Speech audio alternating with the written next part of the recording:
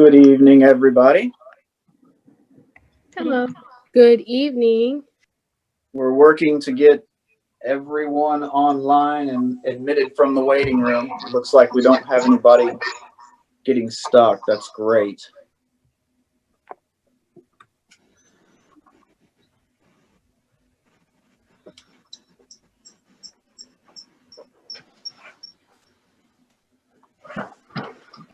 I'm going to give just another minute to allow everybody to get situated, and then we'll get started.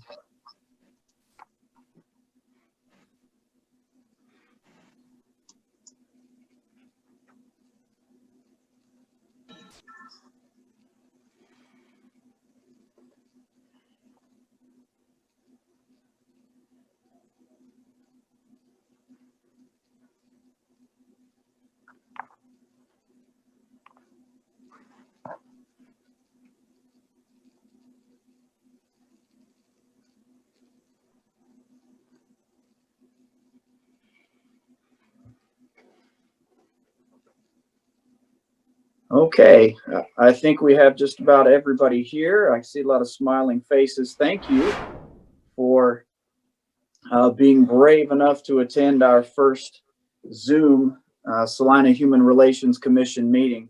It is likely just the first of many that we'll be doing in this format. So we ask for your patience and grace as we work through this for the first time. Hopefully we won't come upon any technical bugs.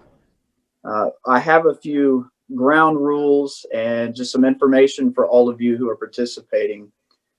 First, as always, in the Zoom format, just like when meeting face-to-face, this meeting is being recorded, so please bear that in mind. Also, commissioners, for you particularly, if you're having any difficulty with Zoom or with the audio, with the video, having a hard time participating, please try to leave and then re-enter the meeting. Often that will kind of flush whatever the problem might be and we can allow you back in to try to connect again. If you have difficulty that is not resolved in that way, feel free to call me at 785-833-8061. I'm in the office, and so I should be able to catch those calls. I'll say that number again, 785-833-8061, and I will try to get you back online just as quickly as I can. Also, after we begin, I am going to allow all of you who are commissioners the ability to mute and unmute yourselves at any time during the meeting. And so just please be aware of that. Be aware of what's going on in the background, and just be aware of the fact that you'll have that control.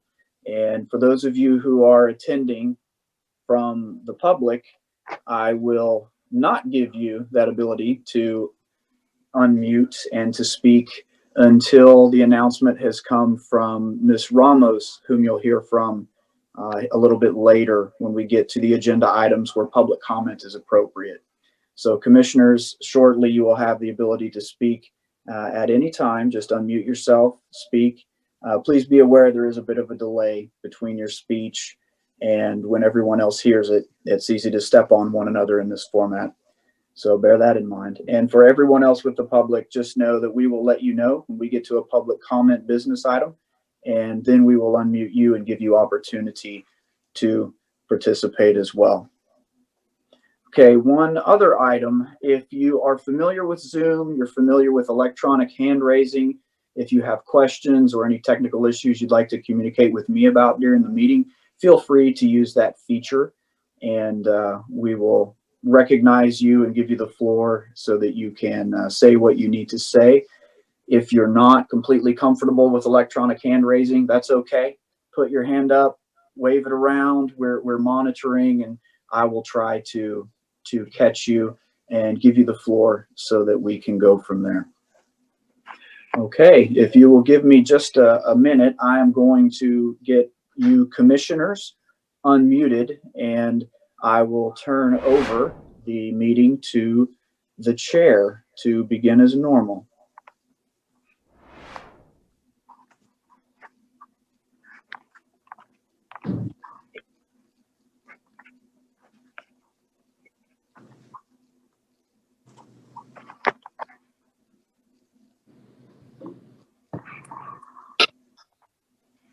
Okay, you should have received an invitation to unmute. And so commissioners, if you're ready, go ahead and unmute. And Mr. Chairman, you have the floor. Thank you very much. I'm the chair, and I apologize. I had a light bulb just burn out just before the meeting, but you could see me hopefully enough. So therefore, I will call the December meeting of the Human Relations Commission for the City of Salina to order. I'm going to request staff confirmation that the Kansas Open Meetings Act required notice has been properly provided. Yes, it has. Very good. In that case, I would ask for a roll call of the commissioners, please. Commissioner Booker, Here. Commissioner Burchell, Here. Commissioner Canales, Here. Commissioner Godsey, Here. what was that? Commissioner Grinter, So I thought here. Commissioner Holt Burse, Commissioner Rivers, Here. Commissioner Rodriguez, here. Commissioner, is it Schutte? Yes, here. Okay, can you pronounce your last name for me, please? Schutte. Schutte. Okay, I just wanted to make sure I pronounced it correctly. Thank you, Commissioner. You're welcome. Youth on Board Escobedo. Thank you. And thank you. The next item on our agenda is approval of the minutes from the October 13th meeting, which were distributed electronically. Are there any corrections, additions, deletions that need to be made to the minutes?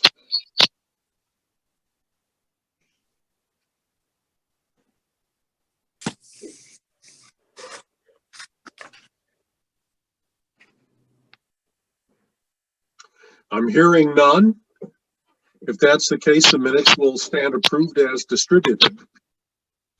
That takes us to new business, and in particular, we need to welcome two new commissioners to the Salina Human Relations Commission, and that would be Commissioners Rivers and Schutte.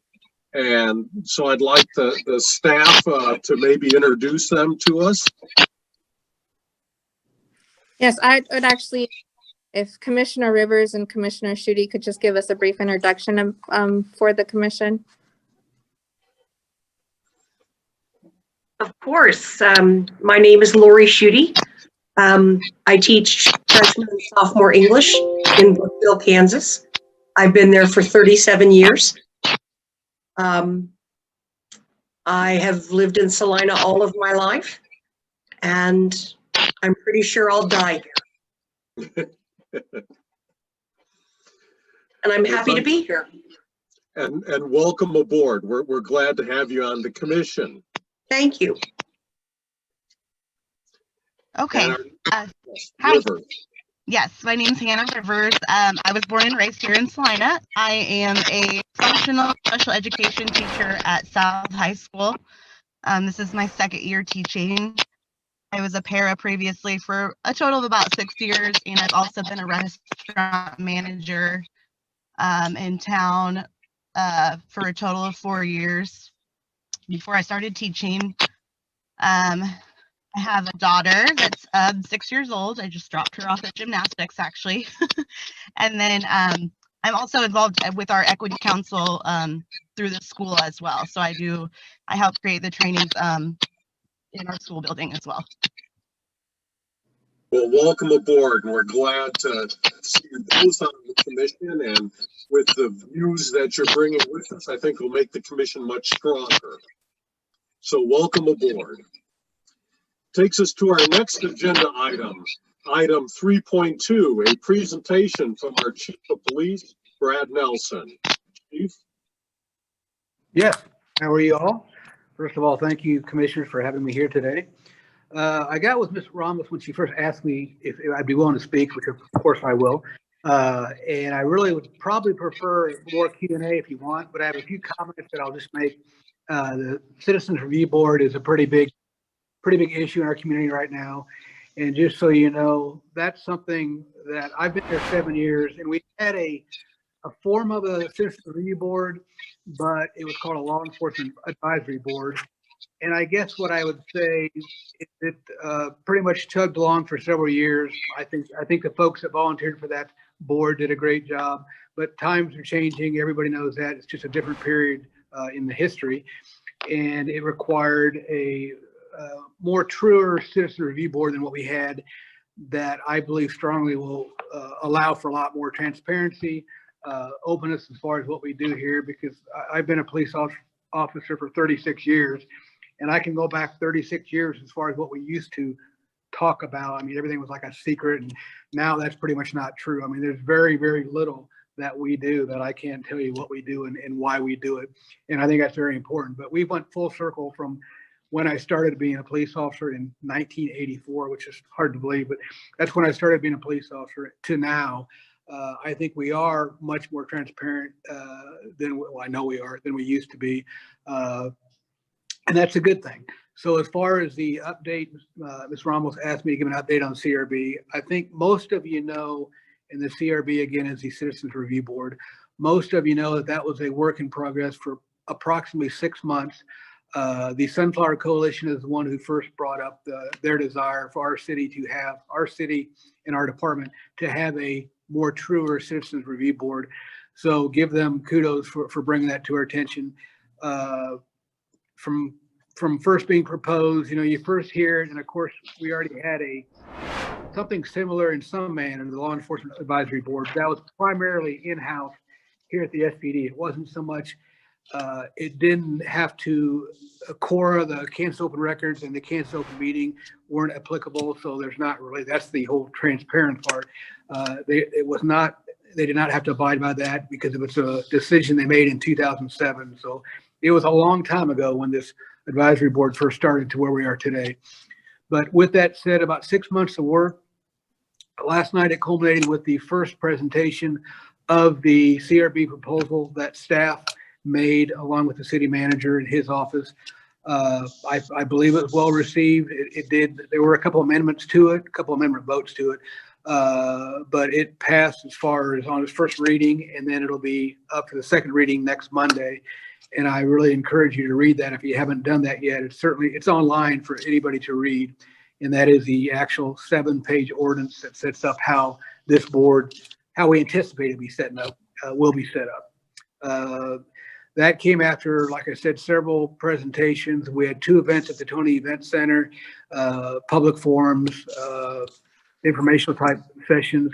We had 1 forum at the Kansas Western University where we got a lot of Q&As done there about the CRB and other things too. I don't know how many are familiar with the 8 Can't Wait, but that I responded to that, and basically, in my opinion, we are already abiding by all the 8 Can't Wait points, and I can show you how we're abiding by them. I mean, we could talk about that, but if you haven't looked up the 8 Can't Wait, that kind of came out of the Mr. Floyd, the death of him in police custody, which obviously was a tragedy, but that's where that came out of. As far as I was asked, one of the questions was the current climate in Salina. What are we seeing out in our community? Well, I'm blessed with, I've been at 3 different departments in my career, and I strongly feel we have the most support in this community of any other community I've been in. And I'm not saying that just because I'm the chief. I'm saying that because we have a very supportive community, and that helps us. When I say us, I'm talking about the police immensely. I just can't believe how supportive the community is for officers. I mean, don't get me wrong. I know what the climate is in the nation. I truly get all that. I do not want that to occur here, and we're doing everything we can for that instance not to occur here. But if it does happen, well, I sincerely hope it doesn't happen. But as far as what we have in place to hopefully, with training, we have more video out there than where I came from as far as body cams, dash cams. We have a lot of things that hopefully will show what really took place if, God forbid, something like that was to happen here. I can say with the COVID pandemic, that's made life hard for everybody, including your police department. We recently started doing some proactive mask enforcement, and I can assure you Nobody wants to be the mask police. And I don't say that as a joke, but we have enough things thrown at us and we really do not want to be the mask police. But I get it. They get it. It's a law that was made and we're the enforcement arm, so we have to enforce it. We are giving many, many more warnings than we are acting. In fact, just make the law, that is a law. We're only citing the habitual offenders like the businesses. We've cited a few businesses here in town that just refuse to wear the mask. I'm talking about waiters, waitresses, cooks. I mean, those folks need to obviously wear masks. But again, it's tough on us as far as the most we've had out because of having COVID was 8, and 8 officers out with a department this size is pretty substantial. We're down to like 2 or 3 now, but it comes and goes, as you all know, as far as how it affects organizations. We have 115 employees here, so we're going to have some exposures, unfortunately, but we're doing our best to try to keep those exposures down. I'll be more than happy to talk about anything, and I don't want to be the only person talking here. So if you folks have any questions of me, I'll be happy to entertain them. Open up to any of the commissioners. So any commissioners have a question for the chief?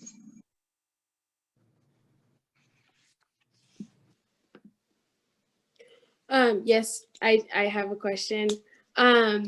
With the ordinance, how are you guys with doing the citizen review and stuff? Is there going to be talk on training? Is there talk in the ordinance about how you're going to be training the officers? And if so, are social workers going to be involved in the training with that? There's certainly, it's written in the ordinance that they have the ability to request to review any and all, well, the majority of our policies. There's some policies that we don't open up for public record, and that's because it has to do with officer safety. For instance, how we serve search warrants or how we do undercover buys. Those aren't open up for public consumption, but any policy they want to review, the answer is yes, they can look at the review. As far as social workers, I understand this would be a whole another hour conversation if we started about the defund the police movement, but I can say as far as social workers, and if we could find somebody else that was willing to handle some of the issues we kind of were pushed down on us, for instance, homelessness and that kind of thing, I would be more than happy to have that respond as long as they weren't placing any danger. But certainly I'm all about the social worker. If we can do anything, I'm a firm believer that you can't arrest yourself out of a problem. So arresting folks because they have open liquor or because of whatever reason, a relatively minor offense, over and over, that really does no good.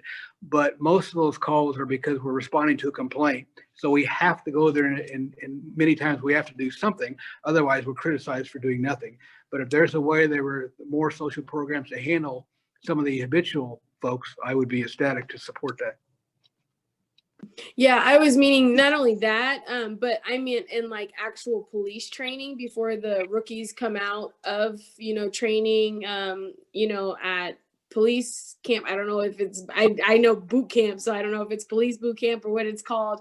But I'm meaning there, like before they actually come out and, serve our citizens and serve us and, put their lives on the line, is there social workers there talking with those police officers and making sure mentally that they are okay to come out and serve us? Because I don't want to defund the police officers at all. I want to be protected by them, but I also want them to be mentally okay to serve us. Yeah, and that's a fantastic question. I can say the Kansas Law Enforcement Training Center, it's actually in Yoder, Kansas, but everybody says Hutch, but it's by Hutch. They are mandated what training they have. And there's definitely some, it's probably limited, but crisis intervention training, CIT, I would say that will cover some of what you're saying as far as the well-being and other people's well-beings that are possibly experiencing a mental health crisis. They're definitely trained in that during their 14 weeks, but also here at Salina, I would like to think we're some of the leaders in the state as far as crisis intervention training goes and mental health training as far as the public goes. Now, if you're talking specifically about police officers, we have a pretty strong in-house too. That gone are the days that when I started that we're all supposed to be John Wayne and all the terrible things we see, it's not supposed to affect us and you don't show it. Those days are long gone, and I'm quite pleased with that. We have a pretty pretty solid program of, we have individuals that they can speak to if they feel they're having some issues as far as what you just mentioned. And Chief, could you also discuss the selection process you go through and the extensive testing, both oral and psychological testing as well, please? Yes, and the psychological testing is part of the conditional offer. We don't do that till the end. That and the drug screening, that's the end part. But definitely that is part of it. And I have not hired people as a result of their psychological testing. I can say that part of what I was going to speak about was retention and recruitment. Recruitment nationwide is getting extremely difficult. So it's even more important now to get the right people. But unfortunately, the numbers are so far down. I mean, when I tested at a community in Missouri, we had to test at a basketball arena because there's so many people. And now you could almost fit the applicants in a closet. I mean, it's went to that different level. But the psychological is one of the final stages. It is a conditional offer, and we absolutely have not hired people because of instance or concerns that the psychologists had with the battery test that they gave them. But that's a big part of our process. We have it's about a 2-month process. It used to be a 3-month process, but we didn't quit doing what we were doing. We just did it faster because we had so many of the younger generation that would just go to whoever hired them first. So if they could get them hired across the street in 2 months, and it was taking us 3 months, we were losing out on qualified people. So we really have tried to shorten the period of how long it takes to be hired as a police officer. I wanted to thank you for, can you hear me? Yeah, you bet. I wanted to thank you for being here. And I wanted to echo a little bit of what you've said about the training of the police officers. As a psychologist in Salina, I've been able to observe some of that and to, be part of that process of selection. And with that, given the recent set of events, I was wondering, what are some of the steps outside from the 8 can't wait that you have mentioned earlier? What are some of the steps in anti-racist training that perhaps the city of Salina is taking, kind of along with the question earlier mentioned, for, I don't know if to call them rookies or beginners or whatever in the academy or within the police department, given that racism is a systemic issue and it has been perhaps not spoken about quite as much as it needs to be in general, federally speaking, and also now. Right. We have annual bias-based policing, which is important, don't get me wrong, but I think the more important thing by far is just the culture that you have within the department. In the culture, I feel strongly that I've said from day one that the culture is you treat everybody like you treat your mom, how you want your mom treated, or your brother or your sister. I think that resonates with a lot of people, hopefully most of them, and I hope I'm not naive, but I think we have that culture here. But again, we're human beings, and if that's exposed where somebody's doing something wrong, especially based on the race, we deal with it. And that's an important step with the CRB as far as another avenue to make these type of complaints, because any and all racist bias-based policing complaints made to the Columbia, that's where I came from, I apologize, made to the Salina Police Department, those will be heard by this new CRB, assuming it's approved next week. That's certainly one of them. That and excessive force will be heard by the new board.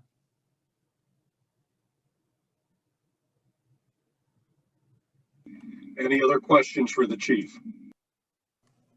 Yeah, Chief Nelson, I had 2 questions actually. First, I was curious how long that body cam footage is saved for, whether that's in the cloud or otherwise, if you knew how long that was saved. I do, and there's a schedule for it. Like if a person's arrested for 3 years, and there's different schedule for whatever the event was.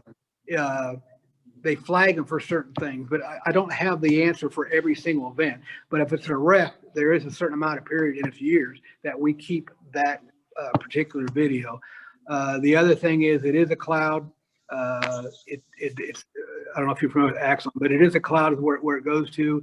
And people, I get the whole issue about cameras. I'm all for cameras, but the cost is astronomical. But it's not in the cameras itself; it's in the storage, as what you just brought up. The storage of all that data is pretty costly, but we do it. And they had, when I arrived, Chief Hill had actually purchased body cameras, like 13 of them before I got here. Well, the issue with having 13, if you have 50 officers working patrol and you only have 13 cameras, the question is going to be, why aren't they all? So camera system, I would tell other chiefs, it's either all or nothing. You can't do half your officers, not the other half, because the minute something happens and it's not on camera, it does look odd. I don't think we should always go to, it's suspicious, but I'm saying it's just odd. So one of the first things I did when I got here is we used forfeiture money and purchased 37 or something more body cameras. But we're going from we've always had the dash cameras, but now we are going to body cameras, which we've had again since about 2012, I think, were the first body cameras.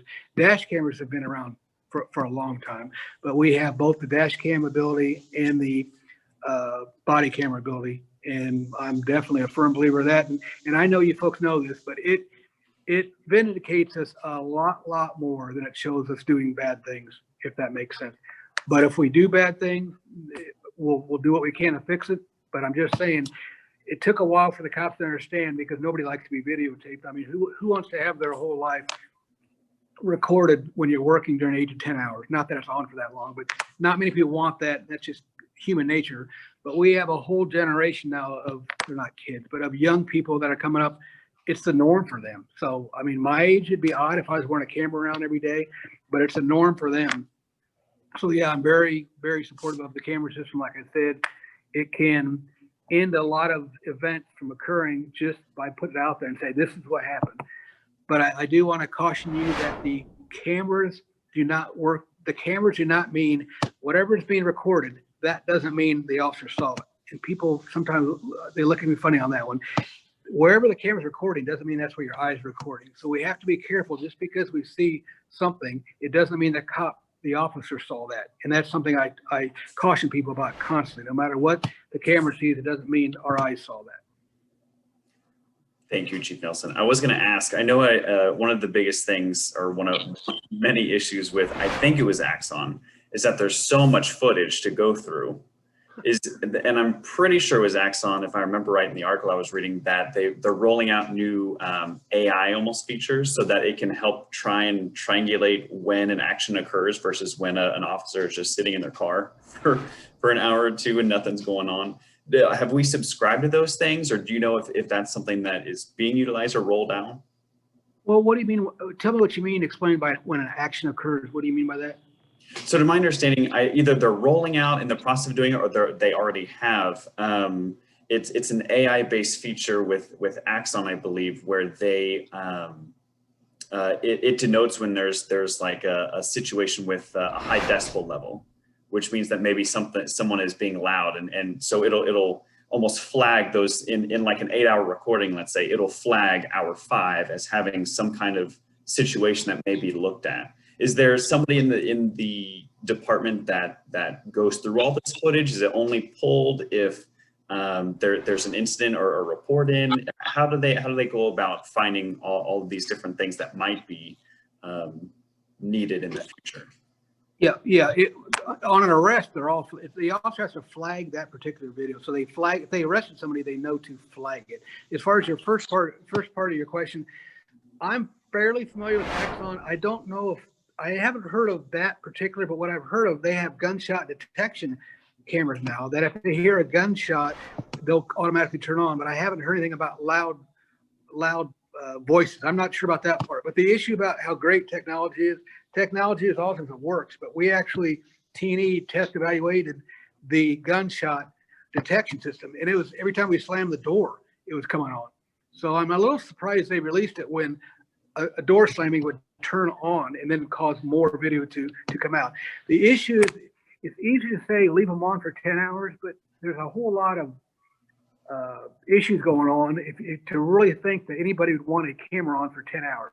I hope, well, that's for another day, I guess. But I don't think there's many people out there that want their entire work schedule with a camera on. So we give them discretion now. You turn it on when things are going south if you have time, and most of the time they do, but sometimes things happen so fast they don't have time to turn it on. Now, with that said, the technology is now if the dash cam turns on, as long as it's Axon, and we're going to where it's all the same system, if you turn on the Axon camera, it'll turn on your body camera. So there's a lot of things that we're trying to do to make sure we have the footage because we're always kind of assailed for not having it, like we were doing something wrong. And no, it was a very high stressful situation, and the officer didn't have time or didn't think about pushing the button is what it amounts to.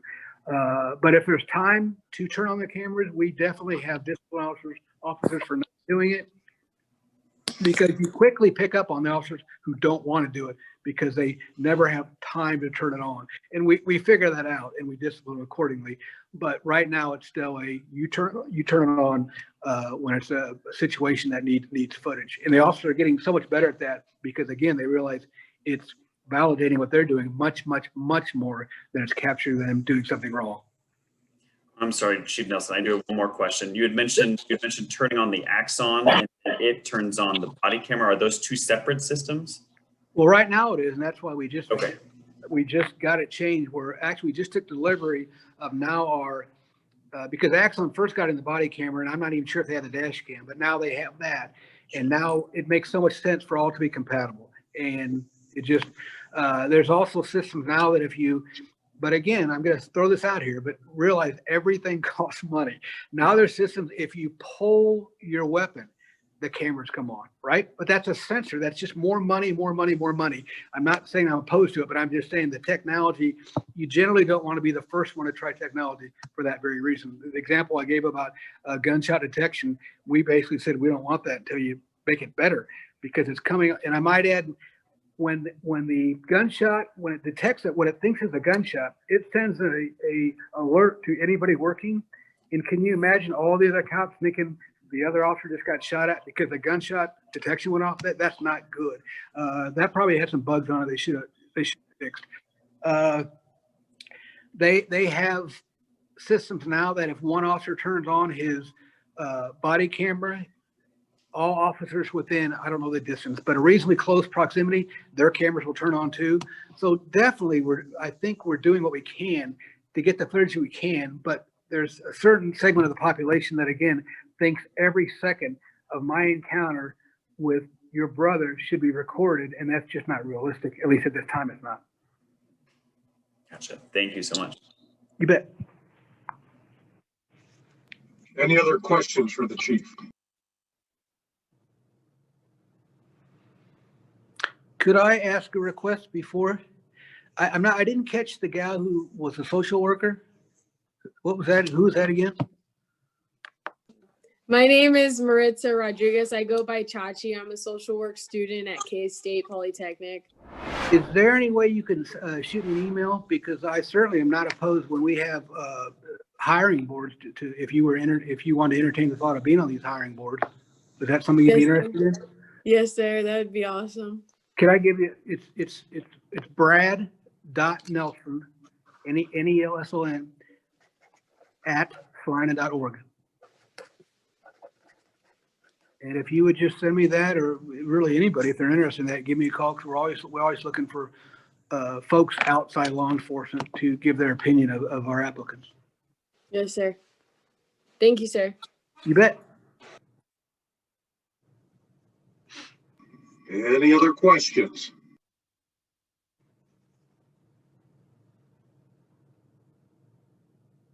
Well, thank you, Chief Nelson. Really appreciate you taking time out of your busy schedule to meet with us this evening. It's greatly appreciated, and thank you very much. You're welcome, and I do. I sincerely appreciate the opportunity. Thank you. Moving on then to our agenda item, it takes us to agenda item 3.3, our 2021 work plan.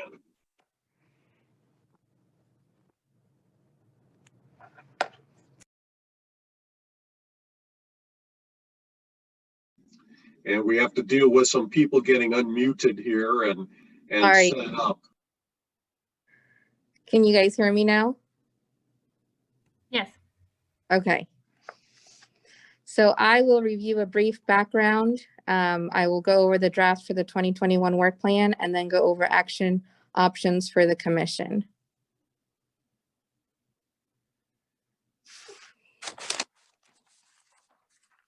And so at the end of every year, staff works with the Human Relations Commission to develop a work plan for the following year.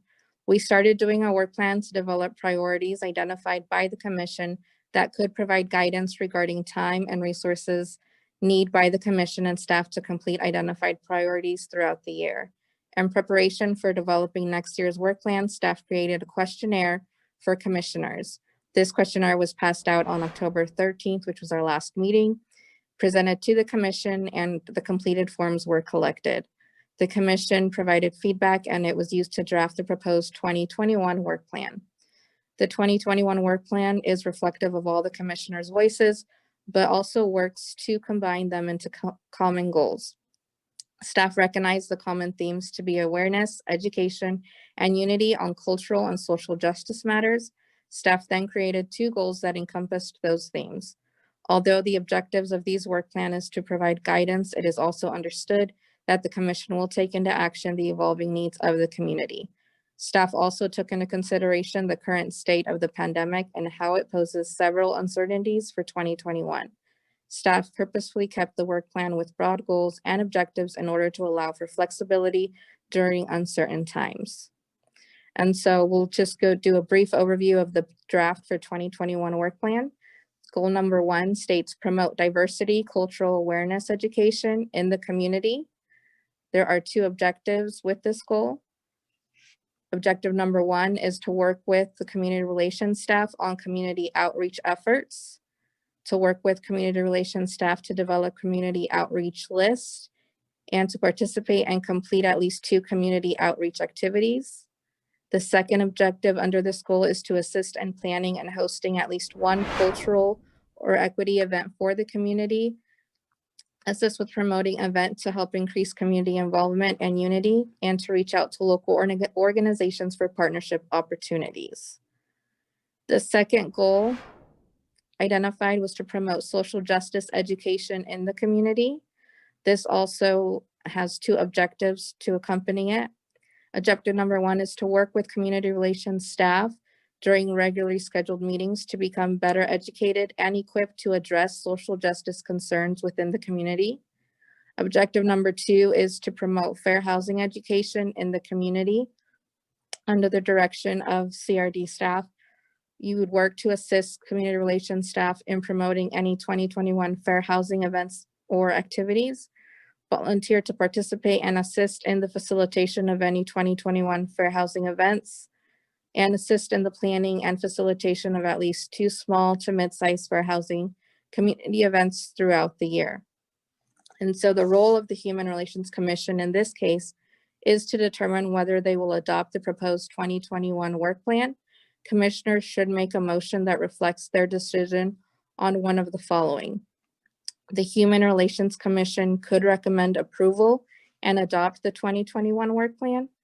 The Human Relations Commission could recommend approval with amendments and adopt the 2021 work plan, or the Human Relations Commission could recommend denial of the 2021 work plan and request staff rework its proposal and present a new plan at the next scheduled meeting on February 9th, 2021.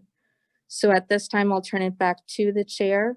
Because there is an action that's going to be taken, and we are via Zoom, if there isn't a motion made and we want to vote on passing it, I would request we do it through roll call just to make sure we have an accurate representation of the votes. And then I would also remind the chair that once discussion is open, that we will also need to open it up to public comment if we have. I'm not sure if we have anybody else with us in the meeting today, but we would also just want to open that up as well when the time is right.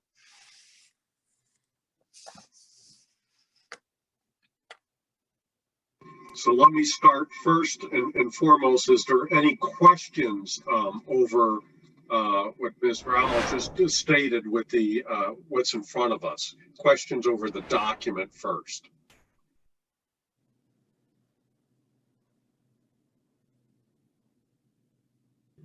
Then we have 3 options in front of us, and if we have a motion and a second, we can then discuss the items in front of us. So you received earlier through electronic distribution a copy of this work plan. So again, we have 3 options which we could recommend approval and adoption, or we could recommend approval with amendments, or reject this and ask for further work to be done. So to discuss the specific, well, I'm asking for a motion, one of those three motions, please.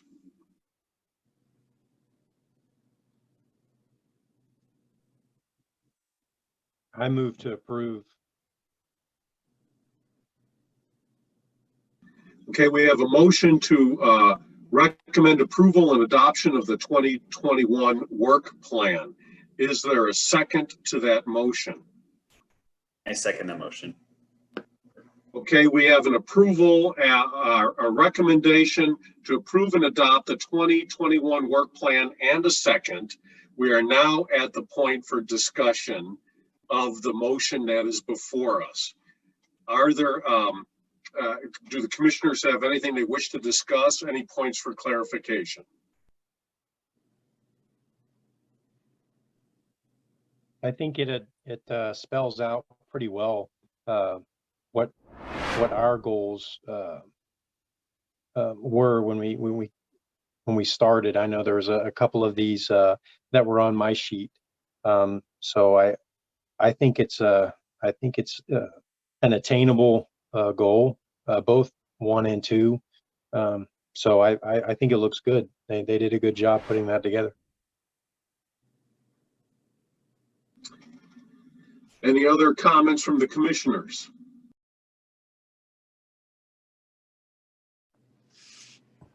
I am wondering a little bit about the feasibility of getting to do some of these activities or raising of awareness given the pandemic. I think I agree with Commissioner Gotzi in what he mentioned, that is capturing the spirit of what we want to do. So that's awesome. But this pandemic has put kind of a damper on what we want to do and how we could do it. So I'm wondering about that. Absolutely. Thank you, Commissioner Canales. I appreciate that question. So the way that the draft was developed was to make it broad, since there are, very a huge amount of uncertainties for what the year brings. And so, when it talks about events or activities, you could very much put in their webinar or Zoom meetings, so everything we would just,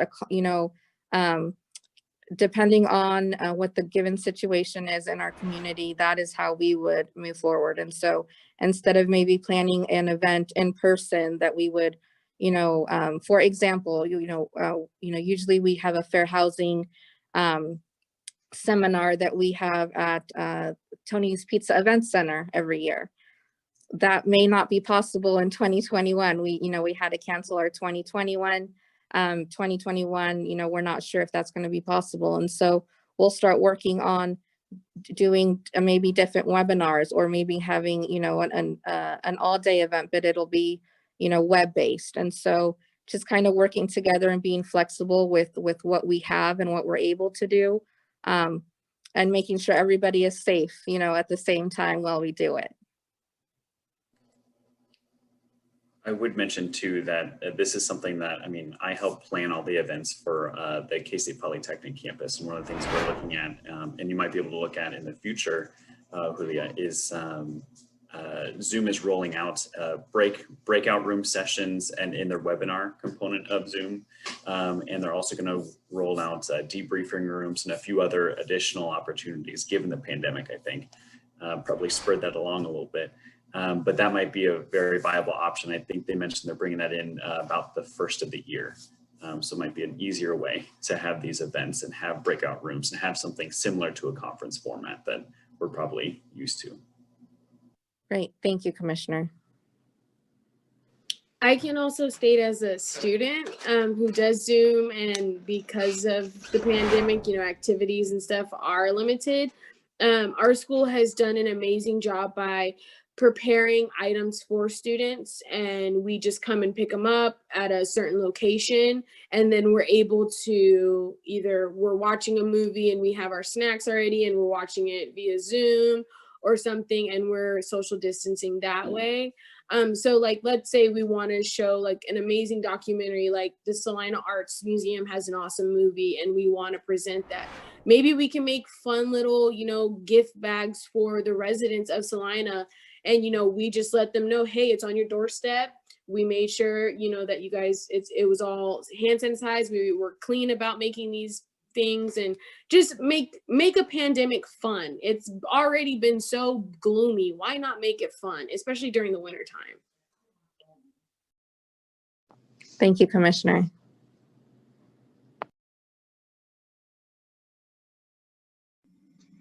Great comments. Are there any others from the commissioners?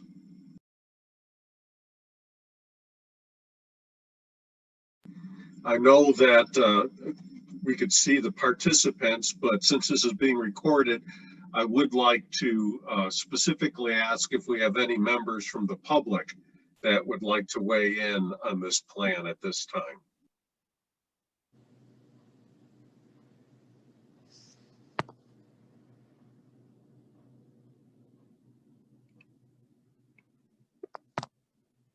Sean, could you let us know if anybody has raised their hand? Yeah, at this time, no one has. I will advise. Thank you.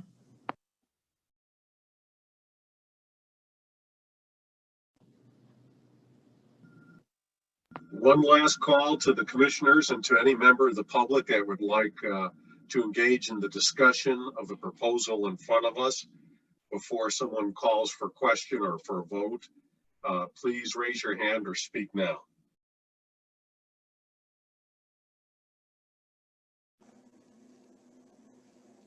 I see no one, Mr. Chair.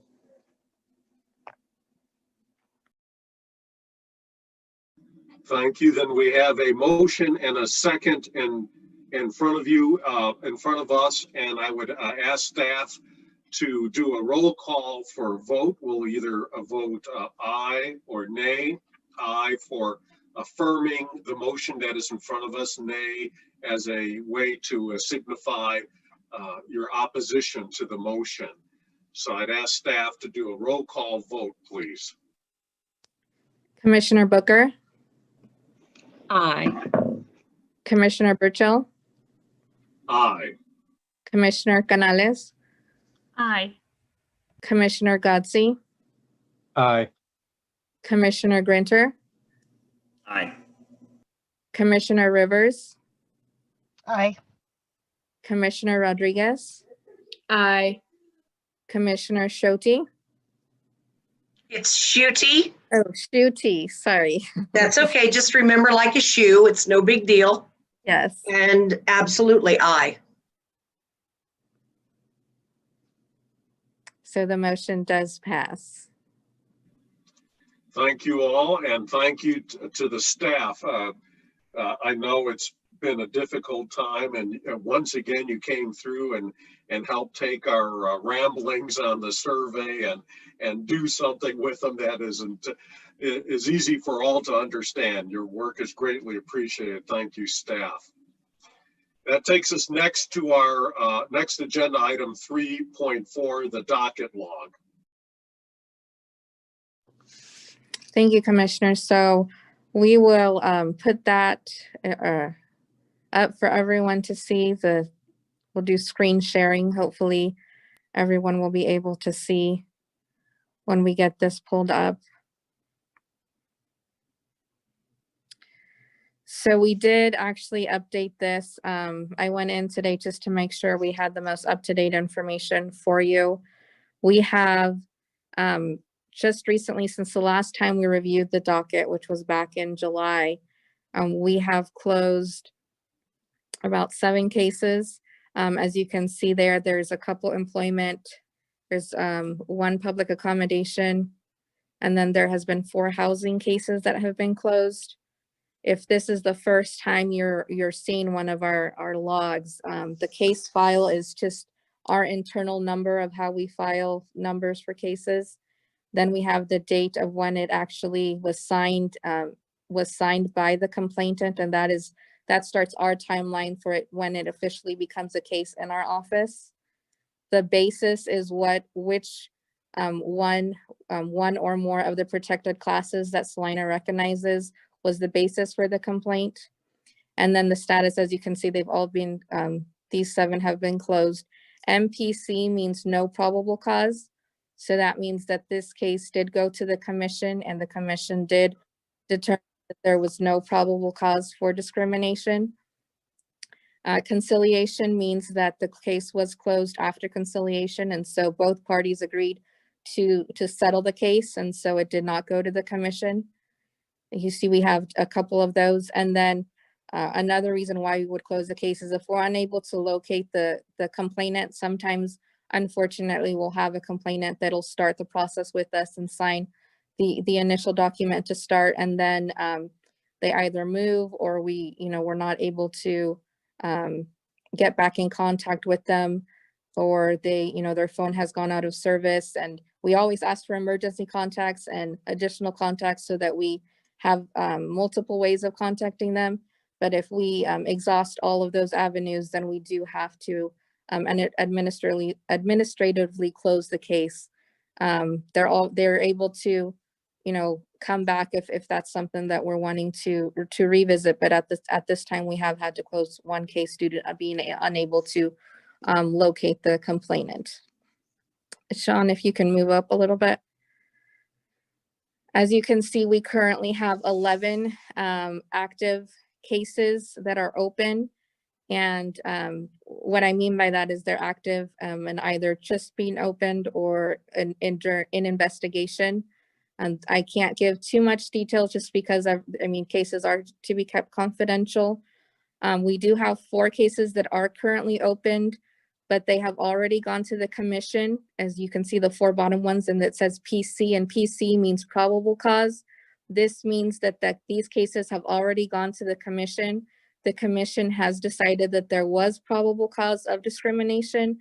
And so these cases have been turned over to the attorney, and they're starting that process, furthering that process. And so until they are not closed until we finish that process following Chapter 13. And then we do have one case that was in our office that had to be transferred back to HUD. And so that's currently in that process.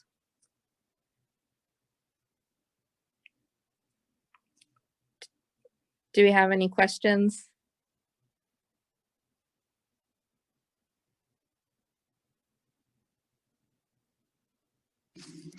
Hearing no questions, we'll go to agenda item 3.5, upcoming outreach activities. Does any of the commissioners know of any community or upcoming outreach activities that might further the cause?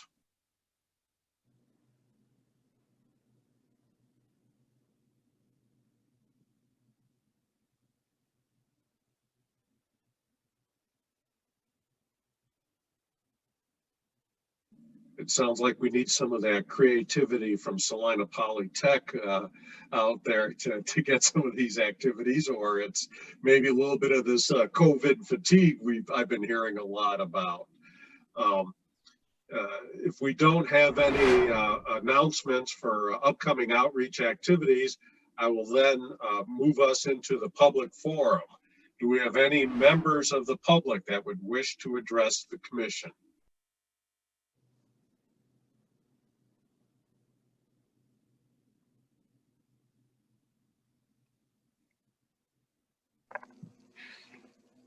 This is Sean, and I see none as I monitor, Mr. Chairperson.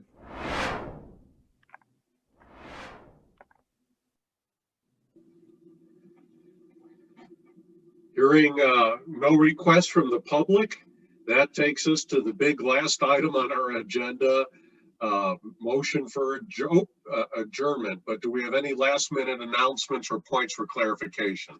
Yes, Commissioner. I would just like to take this time before we adjourn to announce that our office does have a new supervisor. Her name is Yvonne Montoya, and she has actually joined us today. And so I would just like to give her a little time to do a brief introduction of herself. Thank you very much. I am very happy to be here. My name is Yvonne Montoya. I'm here from Los Angeles, California, where I was born and raised. Spent the last 53 years of my life raising my children, and my grandchildren are also from California. And I come to you with a background in community economic development, policy, and fair housing, as well as advocacy for domestic anti-poverty issues. So I'm very excited to be here. I'm excited about learning all I can about Salina and the community, and being an extension, our office is an extension of the city and how it can be a great service to its members of the community. So thank you very much for having me here. Well, as a fellow adopted child of Kansas, a welcome to Salina. We're glad to have you on board. Thank you very much. I'm very happy to be here.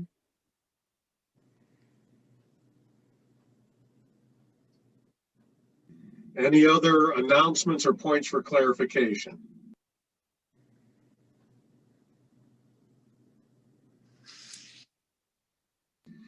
Hearing none, I want to thank you all for our first as a commission Zoom meeting, and it looks like things went off fairly well. I'm waiting for my light bulb to flicker off again. I apologize for that.